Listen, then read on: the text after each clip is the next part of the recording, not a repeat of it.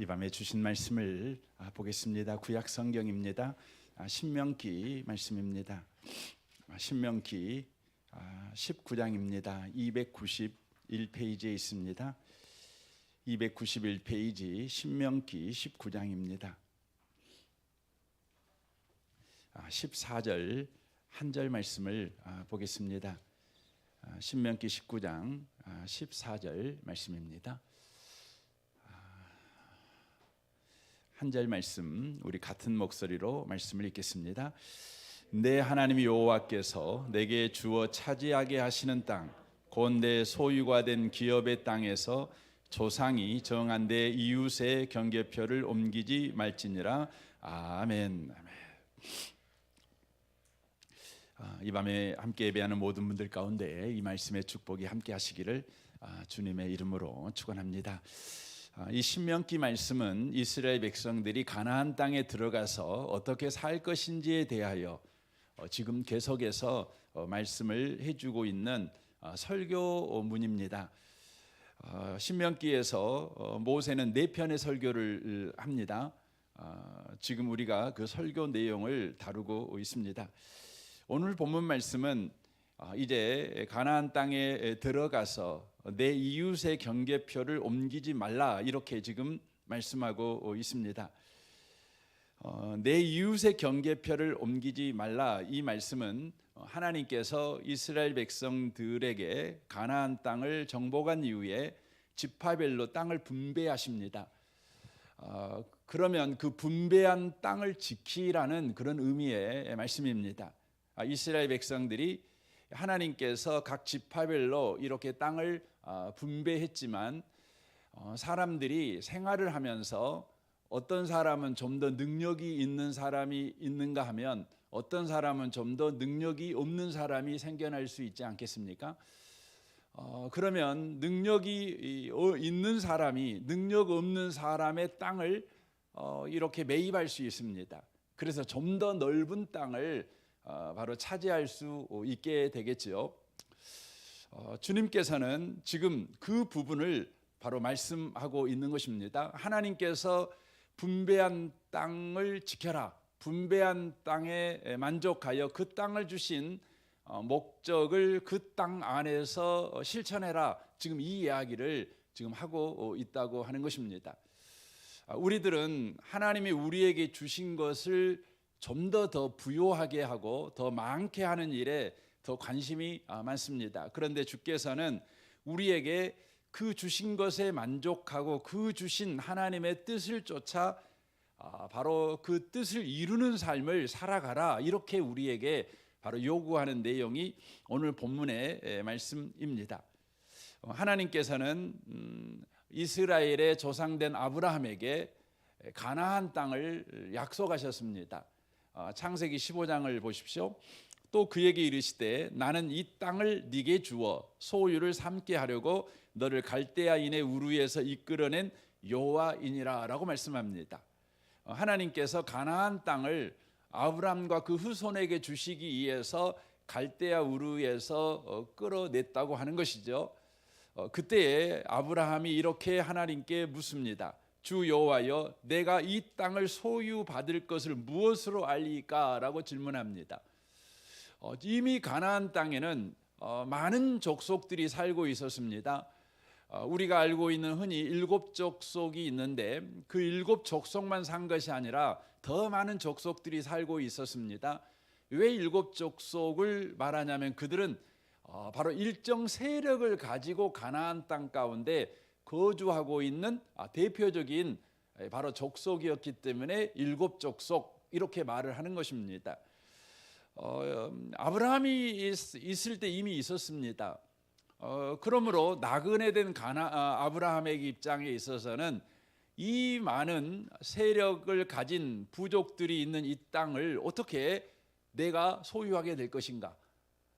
이 부분에 대해서 의구심이 생겨날 수밖에 없지 않겠습니까? 그래서 이 땅을 소유받을 것을 무엇으로 내가 알 수 있습니까? 하나님 내 나이가 지금 이제 75세가 훨씬 넘은 이런 나이인데 내가 어느 세월에 이 넓은 또 이 많은 주인들이 있는 땅을 내 소유로 할 수가 있다는 말입니까? 이렇게 지금 질문하는 것입니다. 그때 주님께서 그에게 이르시기를 나를 위하여 3년 된 암소와 3년 된 암염소와 3년 된 순양과 산비둘기와 집비둘기 새끼를 가져올지니라. 아브라함이 그 모든 것을 가져다가 그 중간을 쪼개고 그 쪼갠 것을 마주 대하여 놓고 그 새는 쪼개지 아니하였으며 솔개가 그 사체 위에 내릴 때에는 아브라함이 쫓았더라. 해질녘에 아브라함에게 깊은 잠이 임하고 큰 흑암과 어두움이 두려움이 그에게 임하였더니 여호와께서 아브라함에게 이르시되 너는 반드시 알라 내 자손이 이방에서 격이 되어 그들을 섬기겠고 그들은 400년 동안 내 자손을 괴롭히리니 그들이 섬기는 나라를 내가 징벌할지며 그 후에 내 자손이 큰 재물을 이끌고 나오리라. 이렇게 약속하십니다. 그리고 나서 쪼갠 고기 사이로 바로 하나님 혼자 이렇게 지나가십니다. 당시에 계약하는 방식은 고기를 쪼개놓고 계약 당사자 두 사람이 거기 사이를 지나가는 것입니다. 그 말은 이 계약을 어기면 이 고기가 쪼개진 것 같이 바로 죽습니다. 이것을 바로 계약하는 것이죠. 그런데 하나님께서 아브라함에게 이 가나안 땅을 내가 반드시 너에게 주겠다. 그 증거가 뭐냐면 하시면서 쪼갠 고개 사이로 아브라함과 손을 잡고 지나가는 것이 아니라 하나님 혼자 손을 잡고 지나가시는 것이죠. 이거 무엇을 의미하는 것입니까? 아브라함 너는 약속 안 지켜도 된다. 아브라함 너는 어떤 삶을 살아도 상관없다. 하지만 나는 반드시 약속을 지킬 것이다. 이걸 말하고 있는 것이에요. 하나님은 약속을 지킬 것이다. 너의 어떠함 때문에 이 가나안 땅을 너에게 주겠다고 약속한 그 약속이 취소되거나 없던 일이 되지 않을 것이다. 반드시 될 것이다. 이렇게 약속하시는 것이죠. 이 약속대로 드디어 이스라엘 백성들이 가나안 땅을 얻게 됩니다. 아브라함 시대로부터 600여 년이 지난 여호수아 시대에 하나님의 약속은 그대로 이루어집니다. 이 약속이 이루어진 것을 우리가 인간적으로 볼 때는 이것은 불가능한 일이었습니다.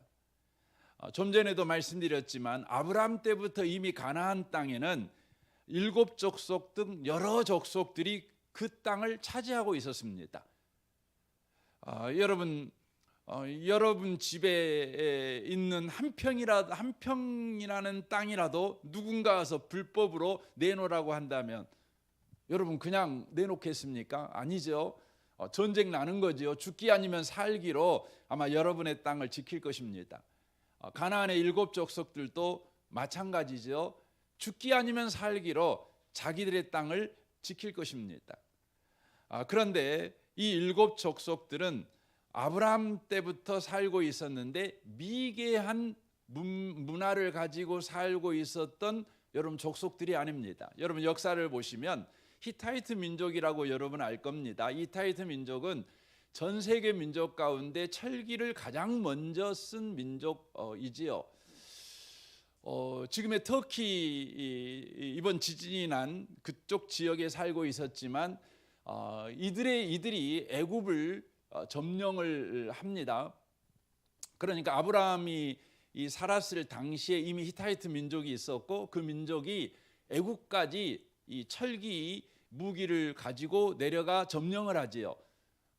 그래서 그 히타이트 민족이 점령하고 있었을 때에 바로 요셉이 국무총리로 가는 겁니다. 이게 그렇게 되는 겁니다. 그러니까 그 문명을 이미 이 가나안 7족속들은 알고 있었고 그들도 철기 문명 아래에서 철기 무기를 가지고 있었습니다. 최고의 바로 고도화된 문화와 문명을 가지고 그들은 살고 있었습니다. 그들은 이미 정착민인 농경 생활을 했던 사람들이죠. 역사적으로 봐도 밀 농사가 가장 먼저 지어진 곳이 지금의 터키 지역, 시리아 지역이었어요. 그러니까 가나안은 바로 근접하고 있었기 때문에 이미 농경 생활을 그들은 하고 있었고, 여러분이 아는 것 같이 페니키아, 이 두로와 시돈이라고 우리는 성경에서 명칭되는데, 그들은 이 지중해 근해에서 엄청나게 발달된 무역업을 했던 사람들입니다. 그러므로 이 가나안에 살고 있는 7족속도 그런 영향을 받아 활발한 무역과 상업이 발달된 사람들이었습니다. 그래서 이미 도시가 형성되어 있었습니다. 세계사를 여러분 보시면 인류 역사에서 가장 오래된 도시가 여러분 어딘지 아십니까? 여리고입니다. 여리고는 가나안 땅에 있는 도시입니다. 여러분, 도시가 세워졌다는 것은 그건 굉장한 것이죠. 수천 명의 사람들이 여러분 모여 산다. 그것은 여러분 그렇게 살 수 있는 문명과 문화가 있어야만 가능한 거예요. 당장 물이 공급돼야 되죠. 상하수도가 있어야 되죠. 안 그러면 전염병으로 일시에다 죽어버리니까 모여 있어도 생활이 안전해야 되니까 굉장히 발전된 문명을 가지고 있어야 되는 것입니다. 그런 가나안 땅에 400년 동안 애굽에서 종살이했던 이스라엘 민족, 그리고 이제 애굽에서 나왔지만 40년 동안 광야에서 떠돌이 생활을 했던 것이 전부인 이스라엘 민족이 바로 가나안을 정복하기 위해서 들어가는 것이에요. 여러분 생각을 해보세요. 그게 여러분 가당치나 것입니까?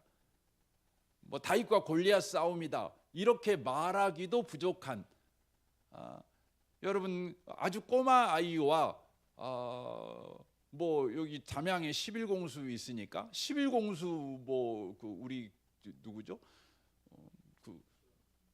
갑자기 지온이하고 붙으면 여러분 지온이는 달려갖고 무등산 올라간다 그러더라고요. 여러분 그 친구하고 붙으면 어떻게 되겠습니까? 말이 게임이 안 되는 겁니다. 게임이 안 되는 겁니다. 이스라엘 백성들이 12점탕권을 보내가지고 가나안을 점탕했을 때 그들이 와서 보고한 것은 정말 사실인 거예요. 그들은 거인이라는 거죠. 다만 키가 크고 몸이 건장하다는 것이 아니라 고도로 발전된 문명을 가지고 있고 그 문명을 지켜내기 위해서 발전된 무기와 군사 체계를 그들이 가지고 있다는 거죠. 그러니까 쳐들어갔다가는 우리는 메뚜기에 불과한 존재일 수밖에 없다라고 그들이 밤새 절망의 노래를 부를 수밖에 없는 처지였다는 것이죠. 그런데 놀라운 일이 있죠. 무슨 일이 있습니까? 그런 말도 안 되는 상황에서 가나안이 이스라엘에 의해서 정복당합니다. 그것은 딱 하나의 이유밖에 찾을 수가 없어요. 이스라엘에게서 그 이유를 찾을 수가 없는 것이에요.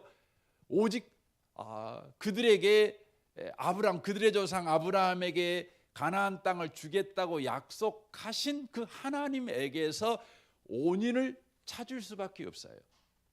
과연 하나님께서 약속을 지키셔서 이스라엘 백성에게 가나안 땅을 차지하게 하셨죠. 한마디로 말하면 바로 은혜로 가나안 땅을 차지하게 만드신 것입니다. 그래서 그들은 가나안 땅에 들어가는 것이죠. 그리고 그들은 가나안 땅을 이제 분배받게 됩니다. 그런데 분배받을 때에 수고의 대가로 그들이 가나안 땅을 분배받거나 능력의 우열로 가나안 땅을 분배받지 않습니다. 하나님이 쓰시는 방법은 뭐냐면 제비뽑기로 가나안 땅을 분배합니다. 왜 제비뽑기로 가나안 땅을 분배할까요? 우리는 잠언 16장 33절을 보시면 아는데, 제비는 사람이 뽑으나 모든 일을 작정하기는 여호와께 있느니라 라고 되어 있습니다. 그러니까 제비뽑기는 뭐냐면 하나님의 결정이라는 것이죠. 하나님의 결정이라는 것이죠. 이 말씀은 땅의 분배, 이것이 바로 하나님의 은혜로 각 지파에게 분배되었다는 것입니다. 그들이 한 수고의 대가로 땅이 분배된 게 아니라, 능력의 우열로 땅이 분배된 것이 아니라 하나님의 은혜로 각 지파에게 땅이 바로 분배되었다고 하는 것이죠.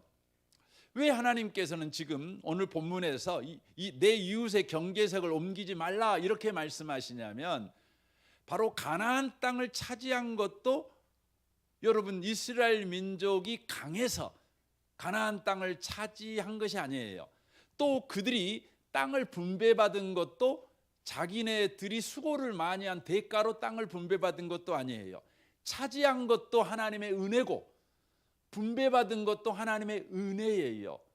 그러므로 경계석을 옮기지 말라는 것은 하나님의 은혜 속에서 살아가라는 거예요.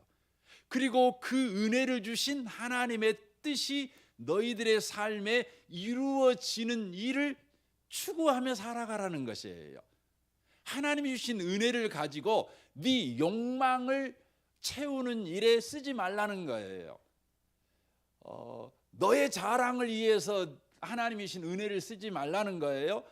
하나님이 은혜로 주신 것은 하나님이 은혜로 주신 목적, 뜻을 쫓아 그것을 쓰라는 것이에요. 이것을 말씀하는 것입니다. 하나님이 가나안 땅을 그들에게 이렇게 은혜로 주신 분명한 목적이 있죠. 그러므로 그들은 하나님의 은혜 속에 머물면서 은혜를 주신 그 목적을 따라 그것을 써야 했습니다. 그게 무엇이었을까요? 여호수아 4장 24절에 그 이유가 두 가지로 이렇게 소개됩니다. 이는 땅의 모든 백성에게 여호와의 손이 강하게 하신 것을 알게 하며 너희가 너희 하나님 여호와를 항상 경외하게 하려 하심이라 라고 말씀합니다. 두 가지죠. 하나는 뭡니까? 여호와의 손이 강하신 것을 알게 하며, 다른 번역 성경에 보면 하나님은 날마다 우리를 구원하신 분이라는 것을 바로 다른 민족 사람에게 알게 하시기 위해서. 그러니까 이스라엘 민족을 보고 있으면 저들은 모든 민족 가운데 가장 약한 민족 아닙니까? 노예로 살아가야 될 민족이고 자유를 잃어버린 민족이고 복과는 거리가 먼 비참한 삶을 살아가야 될 민족이 이스라엘 민족인데, 그 이스라엘 민족이 그 강한 일곱 족속들을 쫓아내고 가나안 땅을 차지하고 더 나아가 가나안 땅을 분배받아 그들이 살고 있는 것을 보면서 아무리 봐도 그들에게는 원인이 없는데 그들이 그렇게 사는 거죠. 그들은 결국 무엇을 발견하게 됩니까? 바로 하나님은 구원의 하나님이시구나. 하나님은 약한 자를 외면하지 아니하시고 무능한 자를 외면하지 아니하시고 하나님은 그들을 사랑하셔서 그들 가운데 구원을 베푸신 하나님이시구나. 하나님은 하나님의 능력을 자기에게 엎드리게 하기 위해서 쓰시지 않고 바로 우리를 구원하는 일에 쓰시는 하나님이시구나. 이걸 알게 하는 거죠. 여러분, 이방신들은 전부 다 뭐냐면 신이 가지고 있는 모든 힘을 바로 자기를 섬기는 자들을 노예를 만들기 위해서 그 힘을 씁니다. 힘을 쓰는 것이죠. 세상에 신은 없지요. 하지만 정치 권력자들이 자기의 권력을 정당화하기 위해서 신이라는 존재가 바로 모든 백성을 종으로 삼는다. 그런데 이 신의 대리자가 누구냐? 바로 왕인 나다. 그러므로 모든 백성은 나의 노예다. 이게 이제 정치 논리가 되는 거예요. 정치 논리가 되는 거예요. 그래서 세상의 모든 신들은 인간을 여러분 노예로 불려요. 노예로 부리는 겁니다. 그래서 여러분 바벨론 이 근동 지역에 있는 모든 신화 속에는 신이 인간을 창조한 이야기가 나옵니다. 그런데 신이 인간을 창조한 목적은 뭐냐? 바로 노예로 부르기 위해서 창조합니다. 그런데 성경은 놀랍죠.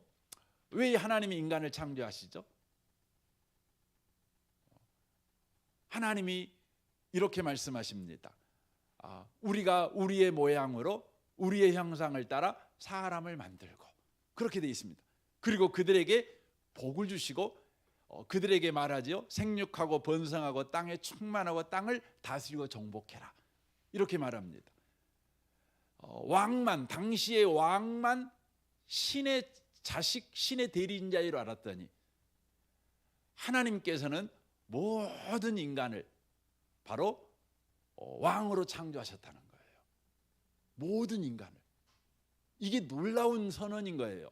땅을 다스리고 정복해라. 그러니까 여러분과 저는 이 땅에 왕으로 살라고 주님이 저와 여러분을 창조하셨다는 걸 여러분 믿으셔야 돼요. 하나님이 이 땅의 왕이잖아요. 그런데 그 왕의 대리자로, 왕의 형상을 가진 자로, 왕의 모양을 가진 자로 하나님이 우리를 창조하셔서 바로 저와 여러분이 이렇게 살게 하기를 원하신다는 거예요. 근데 그것을 바로 이스라엘 민족을 보니까 내가 섬기는 신하고 이스라엘을 구원한 신하고는 완전히 다르네. 우리가 믿는 신은 나를 종으로 삼는 신이어서 그 앞에 나아가면 날마다 공포로 떨어야 되는데 저 이스라엘의 신은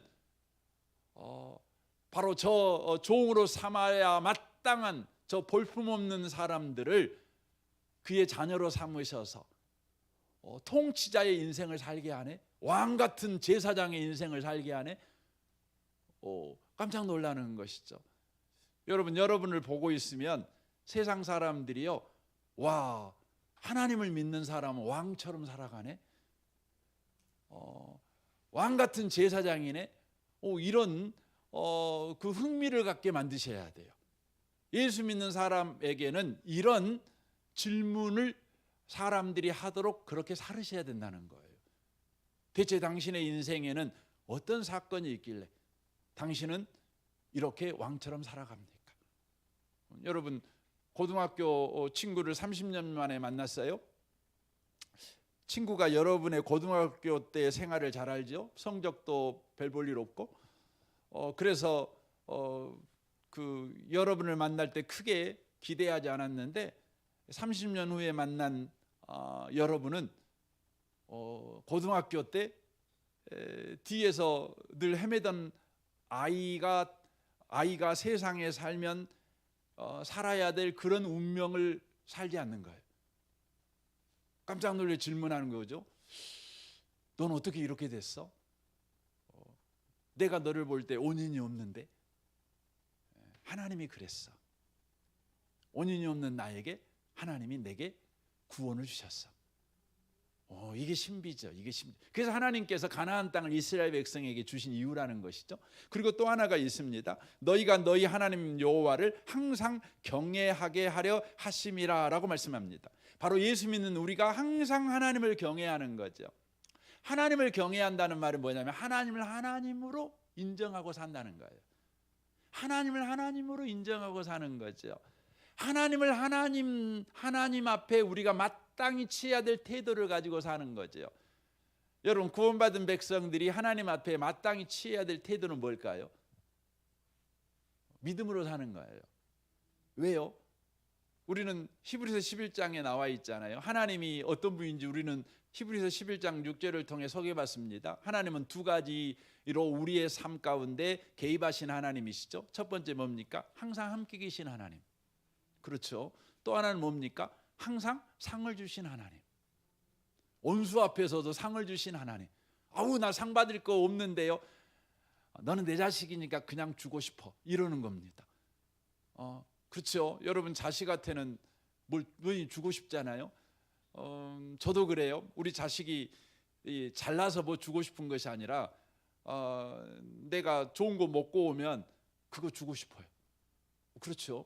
좋은 거 보면 주고 싶은 거예요. 이게 부모 아니겠습니까? 자식이 잘하니까 주는 게 아니에요. 부모는 은혜로 자식을 대하는 거죠.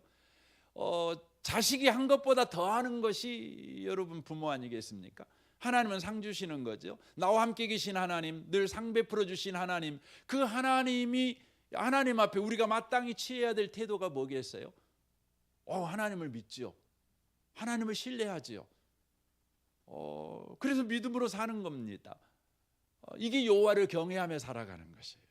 저는 이곳에 오신 여러분들이 하나님을 믿고 살아가시는 분이 되시기 바랍니다. 하나님을 의지하고 살아가시는 분이 되시기 바랍니다. 하나님을 찬양하고 사시길 바랍니다. 하나님 때문에 기뻐하며 사십시오. 그래서 말하는 항상 기뻐하라, 쉬지 말고 기도하라, 범사에 감사하라, 이는 그리스도 예수 안에서 너희를 향하신 하나님의 뜻이다, 이렇게 말하지요. 여러분, 하나님이 나와 함께 계시고 하나님은 나에게 늘 구원을 베풀어 주신 하나님이라는 사실을 아는 사람이 취하는 태도는 뭐예요? 항상 기뻐하는 거죠. 쉬지 않고 기도하는 것이죠. 범사에 감사하며 살아가는 것이죠. 그래도 되는 겁니다. 그래서 기뻐하라, 쉬지 말고 뭐 감사하라, 범사에 기도, 이것은 명령이 아니에요. 이건 명령이 아니라 그래도 된다는, 바로 우리에게 바로 초청을 말하는 거예요. 초대를 말하는 거예요. 너는 기뻐해도 되는 삶을 살아도 돼, 이렇게 초청하는 거예요. 초청하는 거예요. 그래서 성경에 보면 애통하는 자는 복이 있나니 저희가 위로를 받을 것이요 라는 성경이 나오죠. 마태복음 5장에 나오잖아요. 거기서 위로라는 단어가 뭐냐면 초청이라는 단어예요. 초대라는 단어예요. 그러니까 애통하는 자는 바로 초대를 받을 거라는 거죠. 초대받아요. 여러분은 기뻐도 되는 곳에 초대받은 분이라는 꼭 기억하셨으면 좋겠어요. 감사해도 되는 삶으로 초대받은 사람이라는 것을 여러분 기억하시는 것입니다. 왜 하나님께서 이스라엘 백성에게 바로 은혜로 가나안 땅을 주시고 은혜로 가나안 땅을 분배하셨습니까? 바로 이것 때문에 그렇다는 것이죠. 그러므로 그들은 경계석을 옮길 필요가 없지요. 더 넓은 땅, 내 형제가 차지한 땅까지 내가 먹기 위해서 형제와 다툴 필요가 없지요. 하나님이 정해놓으신 그 은혜의 경계선 안에서 저와 여러분이 얼마든지 풍성한 삶을 살아가는 일을 추구하며 살아가도 된다는 거예요. 이것을 우리에게 말씀해 주고 있는 것입니다. 자, 그렇다면 오늘날의 저와 여러분에게 가나안 땅, 분배받은 가나안 땅은 무엇일까요? 오늘날의 저와 여러분, 구약 성경에서는 그 이스라엘 백성에게 가나안 땅을 분배했다. 그렇게 말하면, 그럼 오늘날 우리한테 가나안 땅을 분배하셨는데 그게 뭡니까? 이렇게 질문할 수 있지 않습니까? 고린도전서 12장 3절에 보면 우리에게 세 가지를 분배했다고 말씀하십니다. 그러므로 내가 너희에게 알리노니 하나님의 영으로 말하는 자는 누구든지 예수를 저주할 자라 하지 아니하고 또 성령으로 아니하고는 누구든지 예수를 주시라 할 수 없느니라. 은사는 여러 가지나 성령은 같고 직분은 여러 가지나 주는 같으며 또 사역은 여러 가지나 모든 것을 모든 사람 가운데 이루시는 하나님은 같으니 각 사람에게 성령을 나타내심은 유익하게 하려 하심이라 라고 말씀합니다. 여러분, 예수 믿는 사람에게는 세 가지를 하나님이 분배하신대요. 누구나 예외가 없어요.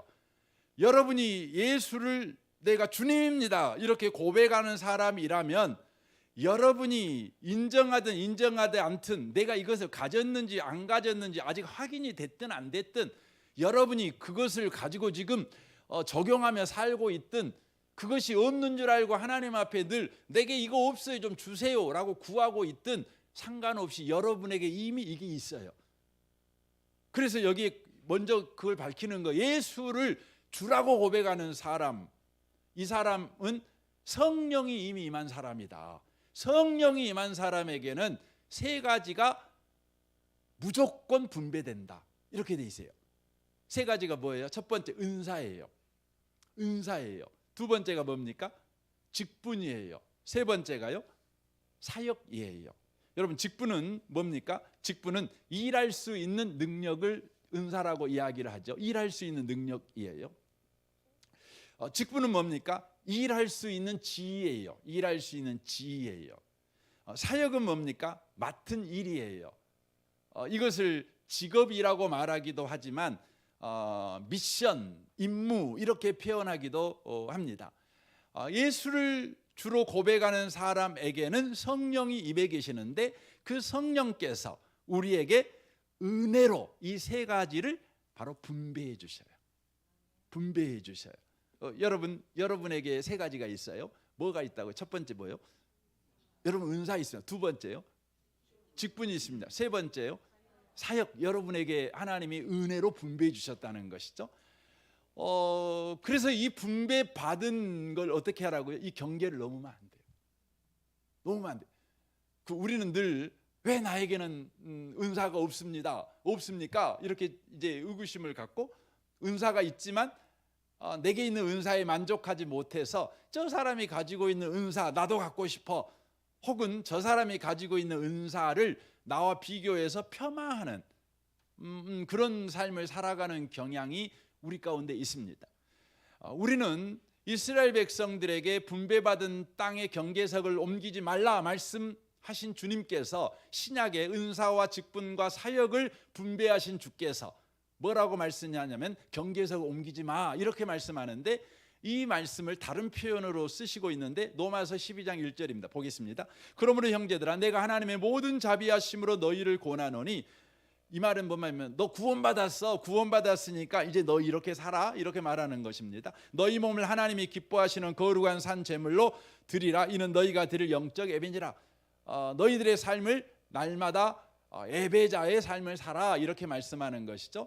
너희는 이 세대를 본받지 말고 오직 마음을 새롭게 함으로 변화를 받아 하나님의 선하시고 기뻐하시고 온전한 뜻이 무엇인가 분별하도록 하라. 이건 뭐냐면 이제 예수 믿는 사람과 예수 믿지 않는 사람이 무언가 다른가를 드러내는 삶을 살아봐, 지금 이 말이에요. 예수 믿는 사람하고 예수 안 믿는 사람하고 뭐가 다른지를 너희들의 삶에서 드러내 보이며 살아, 이 말이에요. 그러면서 예수 믿는 사람하고 예수 안 믿는 사람하고 다른 삶을 첫 번째로 소개해요. 그 소개하는 게 이겁니다. 3절입니다. 내게 주신 은혜로 말미암아 각 사람에게 말하니 마땅히 생각할 그 이상의 생각을 품지 말고 오직 하나님께서 각 사람에게 나누어 주신 믿음의 분량대로 지혜롭게 생각하라, 이렇게 말씀하셔요. 이게 바로 하나님이 분배한 경계석을 옮기지 말라라는 신약 버전의 표현입니다. 하나님이 은혜로 주신 것, 그 이상의 생각을 품지 말라는 거예요. 그러니까 내게 주신 은사, 직분, 사역, 그것을 하나님이 내게 은혜로 줬어. 그러면 그것을 주신 목적대로 그것들을 사용하는 일에 진력하는 삶을 살아야지, 그것을 늘 남과 비교하고 그래서 의기소침해지고 또 남을 무시하고 이런 삶을 살면 안 된다는 거예요. 내게 주신 은사와 직분과 사역을 쫓아 살아가는 것이. 그래서 이렇게 말합니다. 우리가 각 몸에 많은 지체를 가졌으나 모든 지체가 같은 기능을 가진 것이 아니니 이와 같이 우리 많은 사람이 그리스도 안에서 한 몸이 되어 서로 지체가 되었느니라. 우리에게 주신 은혜대로 받은 은사가 각각 다르니 혹 애언이면 믿음의 분수대로, 혹 섬기는 일이면 섬기는 일로, 혹 가르치는 자면 가르치는 일로, 혹 위로하는 자면 위로하는 일로, 구제하는 자는 성실함으로, 다스리는 자는 부지런함으로, 긍휼을 베푸는 자는 즐거움으로 할 것이니라 라고 말씀합니다. 뭐 이런 의미의 말이죠. 저 같은 경우는 설교자입니다. 저는 설교자죠. 그러니까 저는 설교 은사가 있어요. 뭐 여러분이 부정해도 상관없습니다. 저는 설교 은사가 있습니다. 그리고 저는 목사의 직분을 가지고 있죠. 그리고 저의 사역은 성도들에게 성경을 사랑하는 성도가 되도록 저에게 바로 이 설교의 일, 목회자라는 직업을 제게 주신 것이죠. 저는 다만 설교하는 거예요. 그것으로 끝이에요. 그것으로 끝이에요. 거기에 집중하라는 거예요. 집중하라는 거예요. 여러분, 우리는 뭔가 해놓고요, 그것에 대해서 왈가불가하거든요. 그리고 다른 사람에게 또 왈가불가해요. 근데 성경은 뭐라고 그러냐면 너에게 맡겨준 그것이 너의 일의 전부야. 너에게 주신 은사와 직분과 사역에 집중해, 이렇게 말을 하고 있는 것이죠. 하고 있는 것입니다. 그런데 우리는 이 경계석을 옮겨버리는 경우가 있습니다. 언제 옮길까요? 창세기 3장에 보면 우리 하나님께서 이 에덴 동산을 만들어 놓으시고 이 아담과 하와에게 경계석을 하나 주십니다. 경계석을 주십니다. 이 선을 넘지 마, 이걸 주는 거죠. 그게 뭡니까? 선악을 알게 하는 나무입니다. 선악을 알게 하는 나무는 그 나무 자체가 능력이 있는 게 아니에요. 하나님이 선악을 알게 하는 나무로 경계선을 만들어 놓은 거예요. 경계선. 이거 넘으면 안 돼. 이렇게 선을 그어 놓은 겁니다. 그런데 마귀가 와서 이야기를 하는 거죠. 뱀이 여자에게 이르되 너희가 결코 죽지 아니하리라. 너희가 그것을 먹는 날에는 내 눈이 밝아져 하나님과 같이 되어 선악을 알 줄 하나님이 아심이니라 라고 말합니다. 뭐라고 말하죠? 경계석을 하나님이 넘지 마 이렇게 말했어요. 이 말은 네가 하나님의 은혜의 통치 아래 있어 이런 의미의 말이에요. 그런데 뱀이 와서 말하는 거예요. 하나님의 은혜의 통치 아래 있는 삶은 종살이야. 이렇게 속이는 거예요.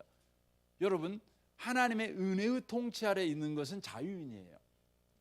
그런데요, 그건 노예야. 그러니까 네가 하나님이 돼버려. 이렇게 요구를 하는 겁니다. 경계석을 네가 넘기만 하면 네가 하나님이 되는 거야. 네가 이 세상의 주인이 되는 거야.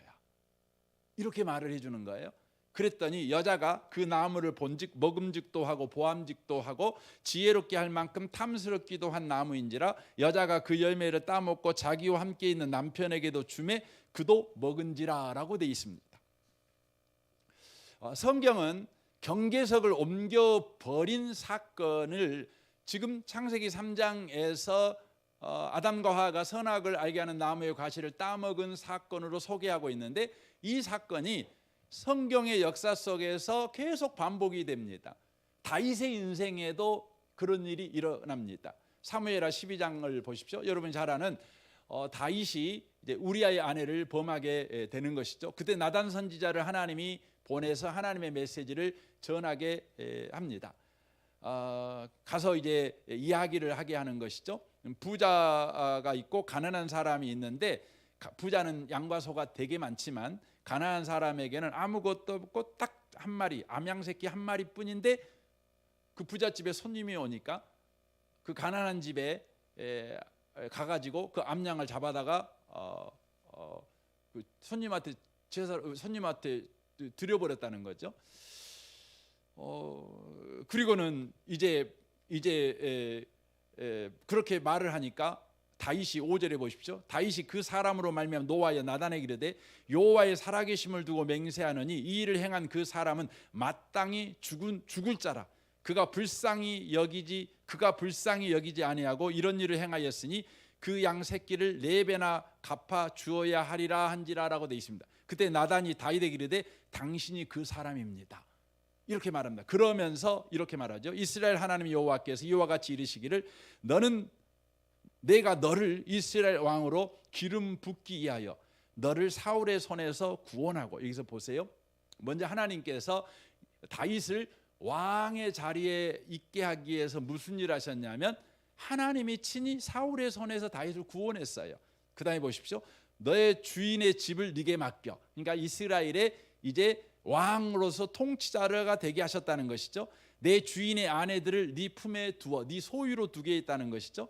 이스라엘과 유다 족속을 네게 맡겼다. 네게 왕이라는 직분과 또 그것을 통치할 수 있는 은사와 또 사역을 그에게 맡겼다고 하는 것이죠. 만일 그것이 부족하였을 것이면 내가 네게 이것저것을 더 주었으리라. 하나님이 더 주시겠다 말씀하셨습니다. 그런데 어찌하여 네가 여호와의 말씀을 업신 여기고 나 보기에 악을 행하였느냐? 네가 칼로 햇사람 우리아를 치되 암몬 자손의 칼로 죽이고 그 아내를 빼앗아 내 아내로 삼았도다.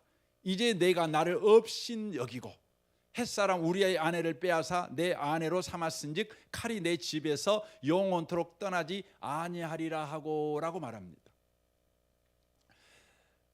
다윗에게는 이렇게 놀라운 은사와 직분과 사역이 그에게 은혜로 주어졌어요. 은혜지요. 하나님이 전적인 은혜로 줬어요. 그런데요, 다윗이 자기가 왕의 자리에 이렇게 올랐는데 이게 하나님의 전적인 은혜가 아니라 자신의 삶에 있었던 하나님에 대한 헌신, 그것이 만들어낸 결과라는 생각을 그가 하게 된 거예요. 내가 골리앗을 잡아 죽였고 사울 왕이 자기를 죽이려고 했지만 사울 왕을 내가 죽이지 아니하는 믿음을 보였고 또 압살롬이 자기를 죽이려고 할 때 그때에도 믿음을 보였고 내가 삶 속에 끊임없는 위기 속에서 하나님 앞에 내가 옳은 인생을 사니 우리 하나님께서 내 삶의 옳은 행위에 대한 보상으로 내게 이 왕의 자리를 줬다. 그러니까 나는 이 정도는 해도 되는 사람이야 라는 생각을 갖게 된 거예요. 하나님이 은혜로 주신 것인데 그리하여 하나님의 은혜 속에서 그 은혜를 주신 목적을 쫓아 이스라엘과 그에게 맡긴 백성을 섬기는 일을 해야 될 다윗이 내가 하나님 앞에 옳은 삶을 살았고 믿음의 삶을 살았고 헌신하는 삶을 삶으로 인하여 내게 이와 같은 은사가 주어졌다. 이와 같은 지위가 내게 주어졌다. 이와 같은 명예와 영광이 주어졌다. 그러므로 나는 이 정도는 해도 되는 사람이야 라는 생각, 그게 뭔 생각이에요? 하나님을 업신여기는 생각. 하나님을 업신여긴다는 말이 어떤 말이죠? 바로 내가 주인이라는 거예요. 여러분, 예수 믿는 저와 여러분이 신앙생활을 이렇게 할 때 우리가 하나님이 내게 은사를 주셨고 직분을 주셨고 또 사역을 주셨다, 이걸 잘 경험을 못 하잖아요. 왜냐하면 내가 그렇게 쓸 일도 별로 없으니까. 근데 교회 생활을 조금 이제 하잖아요. 그러면 교회에서 이것도 해보세요, 저것도 해보세요. 그러면서 나도 모르게 내가 깨닫게 되는 거죠. 나도 이런 은사가 있었네. 내가 집사야. 내가 이제 장로가 됐어. 내가 이제 목사가 됐어. 이렇게 직분도 하나님이 내게 주셨다는 걸 알지요. 그리고 여러분과 제가 또 역할 사역이 있잖아요. 사역이 있잖아요. 또 가정적으로 보면 또 여러분이 아버지로서 어머니로서 뭐 회사에서 보면 사장님으로서 부장님으로서 또 이렇게 또 은사 직분 또 사역이 여러분에게 주어지지 않습니까? 그러면서 여러분은 점점 그것을 쓰면서 어느 순간인가 어떤 생각을 하는 겁니까? 여러분에게는 은사와 직분과 사역이 내가 헌신한 결과로 하나님이 내게 주셨다는 생각을 해요. 그래서 내가 이 정도는 해도 될 거야. 내 욕망을 위해, 내 생각을 위해, 내 자랑을 위해, 내 안전을 위해, 내 뜻을 위해 은사와 직분과 사역을 그냥 써버린다는 거예요. 삼손이 또 그러잖아요. 여러분, 삼손은 은사를 받아. 어떤 은사입니까? 어마어마한 힘을 갖는 은사를 주셨어요. 그에게 직분을 줬죠. 사사라는 직분을 줬죠. 그에게 사역을 줬어요. 이스라엘을 블레셋에서 지켜내는 미션, 의무를 줬다고요. 그런데 삼손은요, 그렇게 안 살았어요. 어떻게 살았죠? 자기에게 주신 것을 자기의 육신적 욕망을 채우는 일에 써버려요. 왜입니까? 자기는 그래도 돼요. 자기는 그래도 되는 사람이라고 생각해요. 왜냐하면 나에게 이런 은사가 있어요. 이런 능력이 있어요. 그런데 어느 순간인가 그것들이 다 왜 내게 주어진 거죠? 내가 잘 살았으니까, 내가 기도 많이 했으니까, 내가 헌신 많이 했으니까. 그래서요, 그것을 하나님이 주신 은혜이기 때문에 하나님의 은혜의 목적을 쫓아 쓰는 일에 관심을 갖는 것이 아니라 내가 받은 상급이니까 상급은 내 마음대로 써도 되잖아요. 내가 주인 되어 써도 되잖아요. 내 뜻대로 써도 되잖아요. 그리하여서 경계석을 넘어가는 거예요. 다윗이 우리아를 죽이죠. 밧세바를 범하지요. 자기 자신에게도 아주 못된 짓을 하는 거죠. 그리스도인으로서 참으로 참혹한 짓을 자기 스스로에게 하는 겁니다. 삼손도 마찬가지죠. 이 밤에 오신 복 있는 성도 여러분, 경계석을 옮기지 마십시오. 하나님을 의심 여기지 마세요. 그러려면 어떻게 해야 돼요? 이건 다음 주에 해야 되겠습니다. 시간이 지나가지고. 네, 제가 오늘 영상도 준비했는데 시간이 좀 많이 가버렸습니다. 결론적으로 말씀을 결론 다음 주에 드려야 되겠네요. 요것만 하고 그냥 마치려 합니다. 우리 이 밤에 같이 한번 기도했으면 좋겠습니다.